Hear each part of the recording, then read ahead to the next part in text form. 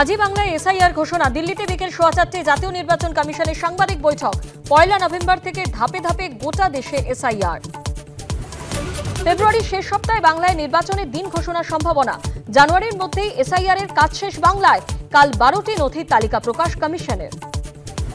আগামীকাল ইলেকশন কমিশনের press conference SIR এর কথাই হয়তো ঘোষণা হবে। একজন ভোটার নাম কি করে বাদ দেওয়া যেতে পারে, এটাই আমাদের প্রশ্ন। যারা প্রকৃত ভোটার তাদের যদি একটা নামও বাদ যায়, বিজেপিকে ধরে ধরে আগুন জ্বালিয়ে দেবো। বিজেপির গায়ে আগুন লাগাতে এলে না, সেই আগুনে নিশীথের মতো অনেক লোককে আমরা দেখেছি সব উড়ে উড়ে চলে। এসআইআর এর নাম কাটা গেলে সিটিজেনশিপ পাওয়ার পর নাম উঠবে। এবার এসআইআর এর সঙ্গে সিএএ জুড়ে দিলেন শান্তনু ঠাকুর।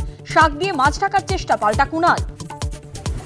ডায়মন্ড হারবারে বিএলও তৃণমূলের পদাধিকারী শুভেন্দুর অভিযোগের পর বিএলওকে সরালো কমিশন। লোকসভায় কেন্দ্রের ইউনিয়নে যুক্ত বিজেপি সমর্থকদের নাম বাদ, পাল্টা তৃণমূল। মুখ্যমন্ত্রীর কড়া বার্তার মধ্যে কান্দি হাসপাতালে তাণ্ডব, গ্রেপ্তার 4, এখনো আতঙ্কে নার্সরা। মাননীয় মুখ্যমন্ত্রীকে হাত জোর করে বলছি, ন্যূনতম নিরাপত্তার ব্যবস্থাটা করুন।